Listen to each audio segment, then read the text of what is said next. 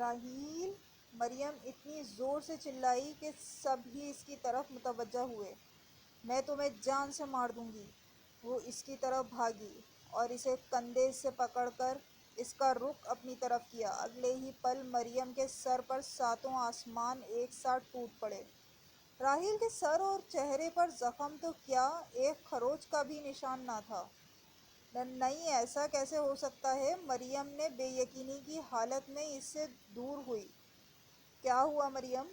کیوں راحیل کے ساتھ ایسا رویہ کر رہی ہو؟ صفیہ بیگم بولیں۔ یہ راحیل نہیں، یہ تو بھابھی آپ ٹھیک تو ہیں؟ اتنی حیران کیوں ہیں؟ مریم بول رہی تھی جب راحیل نے اس کی بات کاٹ دی۔ تم راحیل نہیں ہو، بتاؤ سب کو۔ وہ بے یقینی سے اپنے بالوں میں ہاتھ پھیر رہی تھی۔ ایسا کیسے ہو سکتا ہے کہ اس کا چہرہ بالکل ڈیول جیسا تھا، مگر وہ راحیل تھا۔ ابھی رات کو ہی تو وہ ڈیول کو زخمی کر کے آئی تھی، مگر راحیل تو بالکل ٹھیک تھا۔ تم راحیل ہی ہو نا؟ مریم اس کشمکش میں الجھ کر رہ گئی۔ ہاں بھابھی، میں راحیل ہی ہوں۔ کیا ہو گیا ہے آپ کو؟ راحیل اس کے رویے پر پریشان ہونے لگا۔ آپی، آپ کو کیا ہو گیا ہے؟ یوں پاگلوں والی حرکتیں کیوں کر رہی ہیں شہزادی؟ مریم کو دیکھ کر رونے لگی۔ تم چلو اندر، آج کے بعد تم کمرے سے باہر نکلی نہ تو مجھ سے برا کوئی نہیں ہوگا۔ وہ شہزادی کا ہاتھ پکڑ کر کمرے کی طرف لے جانے لگی۔ آپی، آپ کو کیا ہو گیا ہے؟ شہزادی اب صحیح میں رونے لگی تھی۔ سارے گھر والے مریم کی باتوں اور اس کی پاگلوں جیسی حرکتوں پر منہ کھولے اسے دیکھ رہے تھے۔ مریم نے شہزادی کو کمرے میں بند کر کے باہر سے لاک کر دیا۔ آپی، دروازہ کھولیں، کیا ہو گیا ہے آپ کو؟ شہزادی مسلسل دروازہ کھٹکھٹا رہی تھی۔ صفیہ بیگم پریشانی سے جمال صاحب کی طرف دیکھنے لگیں۔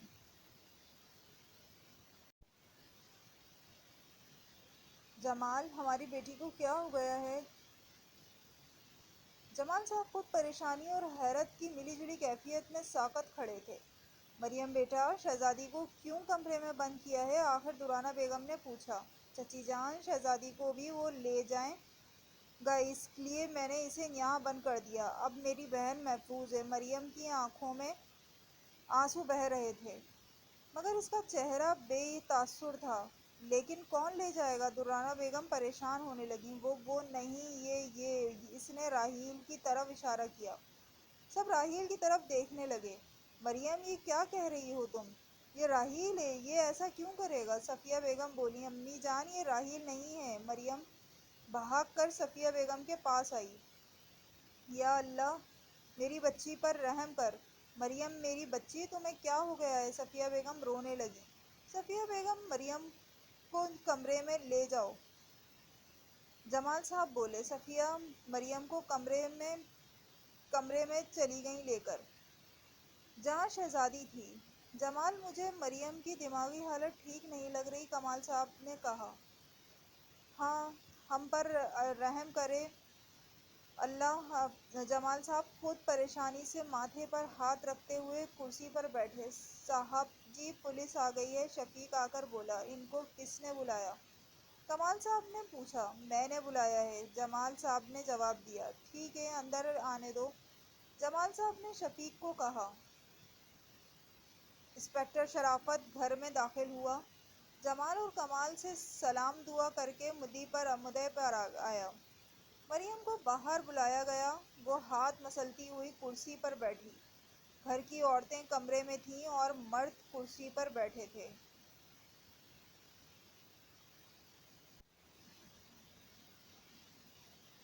تو مریم بیٹا بتاؤ، وہ کون تھا جس نے تمہیں اغوا کیا؟ شرافت خان بولے۔ مریم کی نظریں راحیل کی طرف اٹھیں، مگر اس کے چہرے پر زخم نہ ہونے کی وجہ سے وہ الجھن کا شکار ہو چکی تھی۔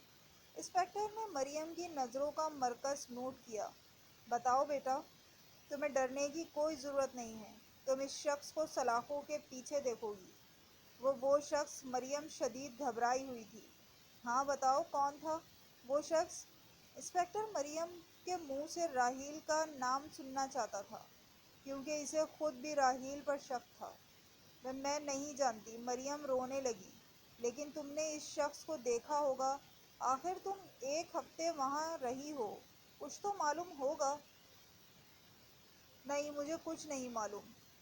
بیٹا تمہیں ڈرنے کی ضرورت نہیں ہے، ہم سب تمہارے ساتھ ہیں۔ انسپکٹر نے ایک بار پھر کوشش کی۔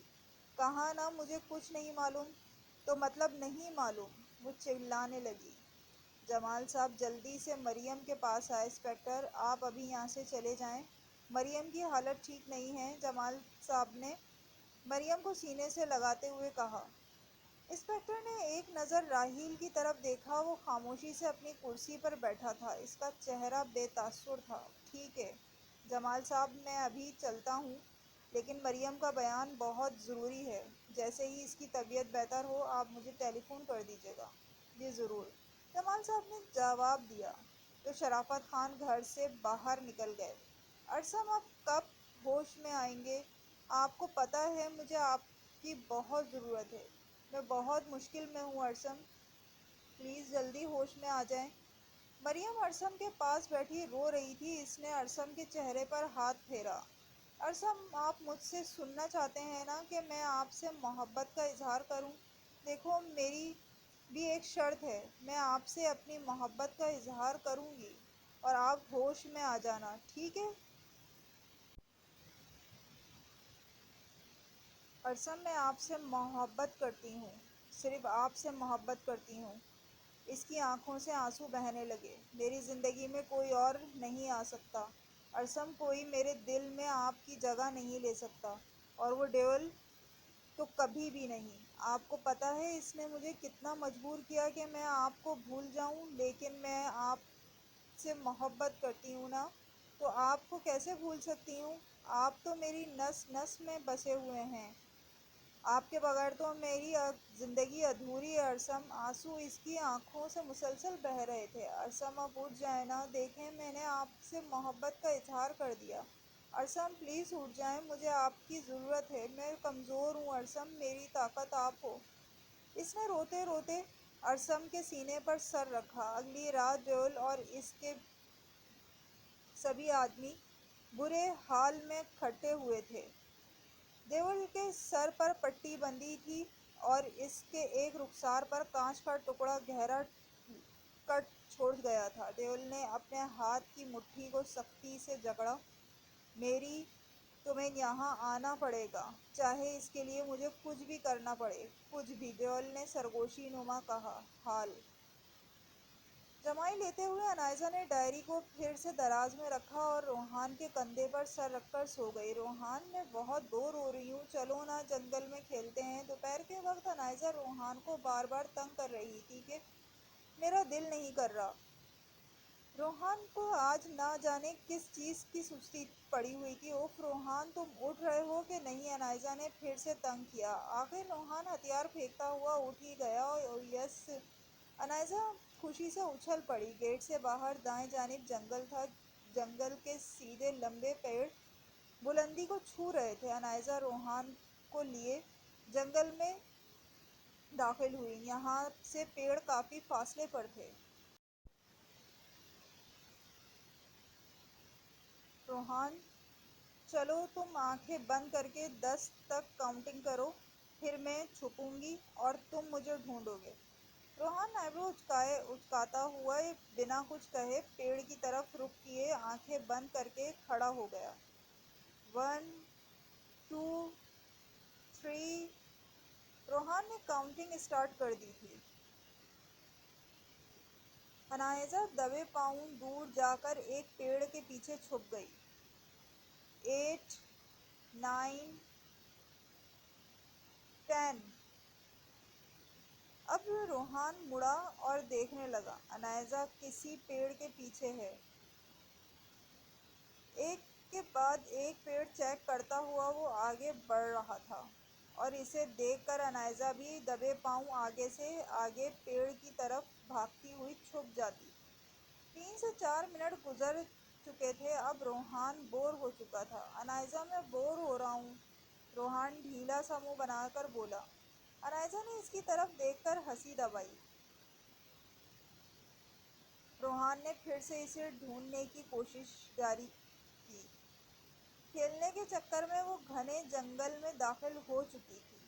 انائزہ کہاں ہو؟ روحان کا اب بالکل موڈ بگڑ چکا تھا۔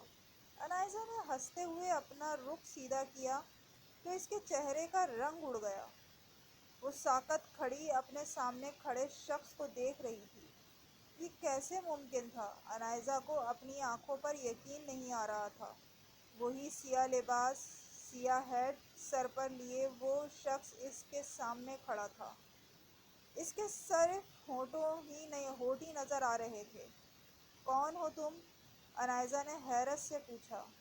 وہ شخص خاموش رہا۔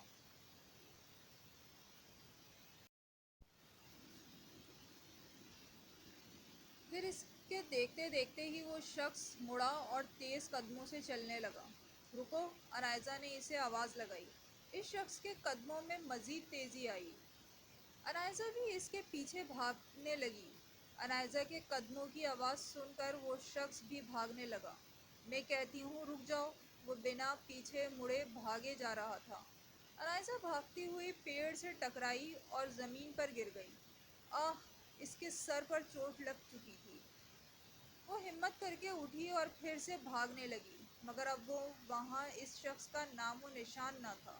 انائزہ گھر کی طرف واپس جا رہی تھی جب روحان نے اسے دیکھا۔ چوٹ کیسے لگی؟ اس نے پریشانی سے پوچھا۔ کچھ نہیں ہوا، ٹھیک ہوں میں، انائزہ، روحان نے پھر سے اسے پکارا۔ انائزہ چپ چاپ گھر میں داخل ہو گئی۔ اپنے کمرے میں آ کر وہ پریشانی سے بیڈ پر بیٹھے سوچنے لگی۔ کیا یہ میرا وہم تھا؟ کیا یہ وہی شخص تھا؟ اگر یہ وہ شخص تھا تو اس سے کیسے ممکن ہو سکتا ہے؟ وہ شخص یہاں کیسے؟ انائزہ نے پریشانی سے اپنے سر پر ہاتھ رکھا۔ شام تک انائزہ نے روحان سے کوئی بات نہ کی تھی۔ روحان بہانے بہانے سے کئی بار کمرے میں آیا لیکن انائزہ خاموش رہی۔ روحان پریشان تھا کہ یوں اچانک ایسا کیا ہو گیا کہ انائزہ کا اچھا بھلا موڈ بگڑ گیا۔ شاید میں انائزہ کو ڈھونڈ نہیں پایا اسی لیے وہ مجھ سے خفا ہے۔ روحان لان میں بیٹھا سوچ رہا تھا، مگر اس کے سر پر چوٹ کیسی؟ اس بات سے وہ شدید پریشان تھا۔ ایک بار پھر سے کوشش کرتے ہوئے وہ روم کی طرف چل پڑا۔ چوروں کی طرح کمرے میں داخل ہوا اور بیڈ پر بیٹھ گیا۔ تھوڑی دیر بعد وہ نکھیوں سے انائزہ کی طرف دیکھتا۔ انائزہ کو اس کی سبھی حرکتوں کا پتہ چل رہا تھا، مگر اپنی پریشانی کی وجہ سے خاموش بیٹھی رہی۔ روحان نے اس کی پیشانی کی طرف دیکھا۔ انائزہ نے ابھی تک وہاں بینڈیج نہیں لگائی تھی۔ وہ اٹھا اور وارڈروب سے فرسٹ ایڈ باکس نکال کر انائزہ کے پاس آ کر بیٹھا۔ انائزہ ابھی بھی خاموش بیٹھی تھی۔ روحان نے باکس کھولا اور بینڈیج نکال کر انائزہ کے زخم پر لگائی۔ انائزہ کی نظریں روحان پر اٹھیں۔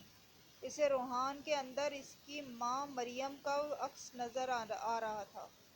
روحان کی دادو اسے یہاں کیوں لے کر آئیں؟ کیا روحان کی زندگی کو کسی سے خطرہ تھا؟ اگر تھا بھی تو کس سے؟ کہیں یہ وہ شخص ہی تو نہیں؟ کہیں وہ اب روحان کے پیچھے؟ مریم روحان کی طرف دیکھتے ہوئے سوچ رہی تھی۔ روحان تم جاؤ، مجھے کچھ دیر کے لیے رہنا ہے اکیلے۔ مریم کی بات پر روحان اداس چہرہ لیے اٹھ کر کمرے سے باہر نکل گیا۔ انائزہ نے ڈائری نکالی اور پھر سے پڑھنا شروع کیا۔ ماضی: شہزادی کھانا مل سکتا ہے؟ شہزادی کچن میں کھڑی کھانا بنا رہی تھی جب راحیل بولا، جی دیتی ہوں۔ مریم کچن میں پانی پینے آئی۔ جب اس نے راحیل کو شہزادی سے بات کرتے دیکھا، کیا بات کر رہے تھے؟ میری بہن کے ساتھ۔ مریم شہزادی کے ساتھ جا کر کھڑی ہو گئی۔ کچھ نہیں بھابھی، میں تو کیا ہاں کیا میں تو مریم چلانے لگی۔